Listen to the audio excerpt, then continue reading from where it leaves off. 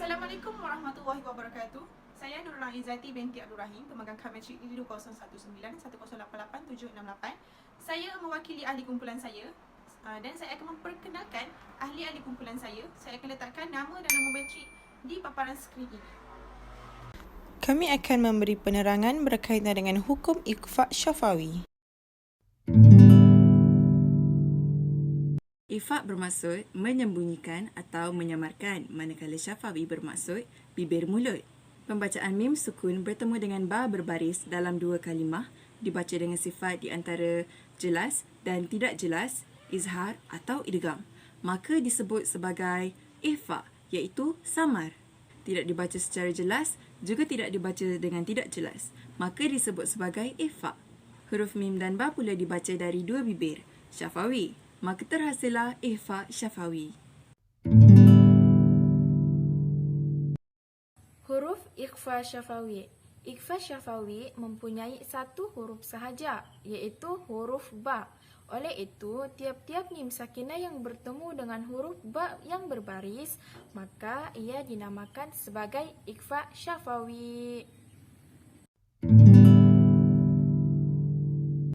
Hari ini saya akan menerangkan mengenai cara bacaan hukum tajwid ikhfa' syafawi.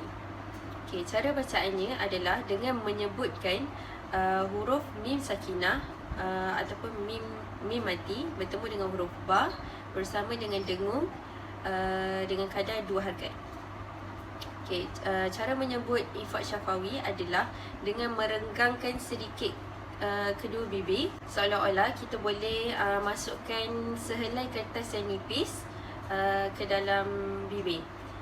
Maksudnya kita tak boleh rapatkan betul lah bibir kita waktu kita baca hukum tajwid ikhfa' syafawi ni.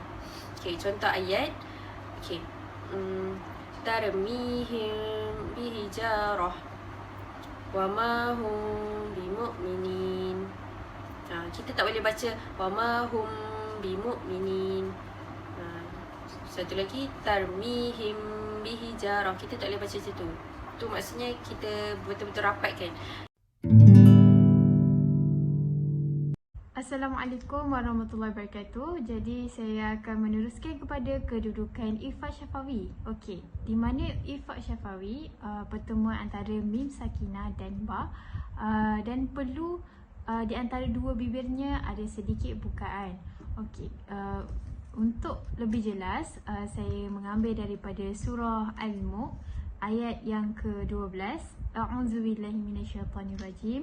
Innal ladzina yakhshawna rabbahum bil ghaib. Rabbahum bil ghaib iaitu mim sakinah bertemu dengan ba, di mana mim sakinahnya disembunyikan, iaitu tidak terlalu dirapatkan bibirnya. Dan saya tidak terlalu membaca mim, iaitu rabbahum bil ghaib, macam tu. Jadi yang sebetulnya adalah yakhshawna rabbahum bil ghaib, iaitu ada sedikit bukaan. Okey, contoh lain yang kita boleh nampak juga adalah daripada surah yang sama, iaitu surah Al-Mulk ayat yang ke-27. Hadzal ladzi kuntum bihi tad'un. Okey, kuntum bihi. Okey, saya tidak merapatkan bibir kerana kedudukan ikhfa' syafawi sebenarnya adalah perlu dibukakan sedikit bibirnya. Okey, dan antara contoh lain juga iaitu daripada surah yang sama juga, iaitu ayat yang terakhir, faman ya'tikum bima'in ma'in. Ya'tikum bima'in ma'in. Ya'tikum bima. Okey, ya'tikum bima iaitu tidak terlalu diserlahkan mim sakinah tu. Okey, dan antara contoh yang terakhir yang saya ambil daripada surah Al-Qalam ayat yang ke-40. Salhum ayyuhum bidzalika za'im. Ayyuhum bidzalik. Ayyuhum bidzalik, iaitu mim sakinah bertemu dengan ba, iaitu tidak dirapatkan bibirnya. Seterusnya, saya akan memberi penerangan tentang perbezaan antara ikhfa' syafawi dengan ikhfa' yang lain, iaitu ikhfa' hakiki. Untuk membezakannya dengan hukum ikhfa' yang lain, hukum ini dilaksanakan sebagai ikhfa syafawi kerana mim mati yang diikhfakan itu adalah huruf yang keluar daripada bibir mulut. Seterusnya, contoh bacaan hukum ikhfa syafawi dari surah-surah pilihan daripada ahli kumpulan kami.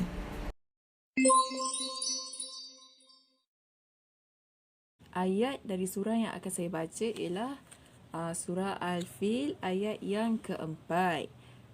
Daripada ayat ini, dua kalimah yang akan diikhfa syafawikan ialah kalimah tarmihim bihijarah.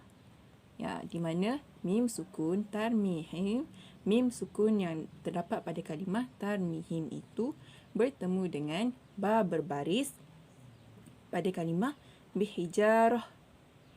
Jadi di sini tarmihim bihijarah ini perlulah diikhfa syafawikan. Jadi ayat yang penuhnya tarmihim bihijaratin min sijil.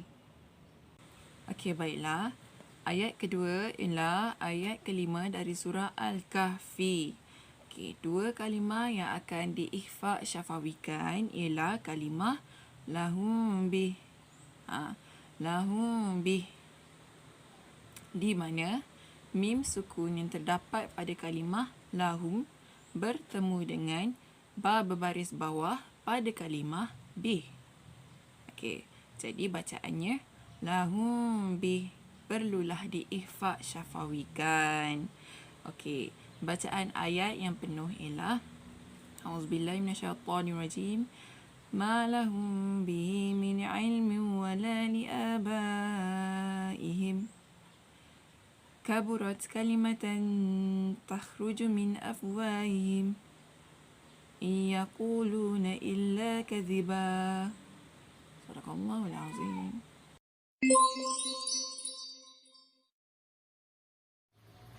Salah satu contoh bacaan ikhfa syafawi ialah daripada surah Al-Mu'minun ayat ke-15. A'udzu billahi minasyaitonir rajim. Thumma innakum ba'da dzalika lamayitun. Thumma innakum ba'da dzalika lamayitun. Okey, ikhfa syafawi di sini terletak pada kalimah di antara kalimah innakum dengan ba'da. Dan ianya juga perlu didengungkan dengan kadar 2 harakat. Innakum ba'da. Okey, kita ulang semula. Thumma innakum ba'da dzalika lamayitun. Sadaqallahul azim. Contoh lain lagi dalam ayat ke-34 iaitu A'udzu billahi minasyaitonir rajim. Wala in ata'tum basharam mithlakum innakum idzal lakhasirun. Wala in ata'tum basharam mithlakum innakum idzal lakhasirun.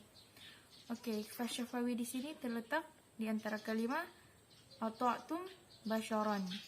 Ata'tum basharan. Okey, kita ulang semula. Walain ata'tum basharam mithlakum innakum idzal lakhasirun.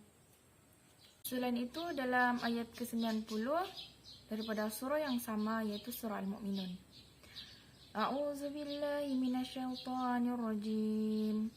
Bal atainahum bil haqqi wa innahum lakadzibun. Bal atainahum bil haqqi wa innahum lakadzibun. Ikhfa syafawi di sini terletak di antara kalimah atainahum bil haqqi. Atainahum bil haqqi. Atainahum bil haqqi. Okey, kita ulang semula. Bal atainahum bil haqqi wa innahum lakadzibun. Okey, sekarang ni saya akan bacakan sepotong ayat dari surah Al-Baqarah ayat 225. A'udzubillahi minasyaitonirrajim. Bismillahirrahmanirrahim. لا يؤاخذكم الله باللغو في أيمانكم ولكن يؤاخذكم بما كسبت قلوبكم والله غفور حليم. Okay, dekat ayat 225 ni terdapat hukum ifak syafawi, iaitu pada perkataan yu'akhidhukum bima kasabat. Okay. So macam saya cakap tadi, cara bacaan dia adalah merenggangkan sedikit bibir, iaitu contohnya yu'akhidhukum bima kasabat. Okay. Kita tak boleh baca yu'akhidhukum bima kasabat. Kita tak boleh rapatkan bibir. Sekian, terima kasih. Okay, contoh yang kedua daripada surah Al-Isra ayat 64. A'udzubillahi minasyaitonirrajim. Wastafziz man istata'ta minhum bisawtika wa ajlib 'alaihim bikhaylika wa rajlika wa syarikhum fil amwali wal auladi wa'idhum wa ma ya'iduhumus syaitanu illa ghurura. Sadaqallahul azim. Okay, kalau tengok dekat ayat ni ada dua tempat untuk hukum ikhfa syafawi. Yang pertama dekat minhum bisautika. So cara bacaannya minhum bisautika. Kita tak boleh baca minhum bisautika, tak boleh rapatkan. Satu lagi tempat dekat alaihim bikhaylika. Alaihim bikhaylika.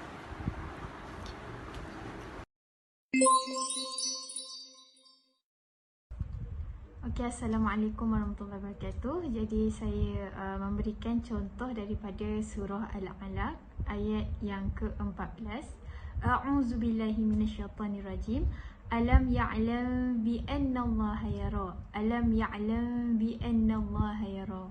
Alam ya'lam bi anna Allah yara. Okey, iaitu huruf ikhfa syafawi adalah ya'lam bi anna. Ya'lam bi anna, iaitu tidak terlalu dirapatkan bibir.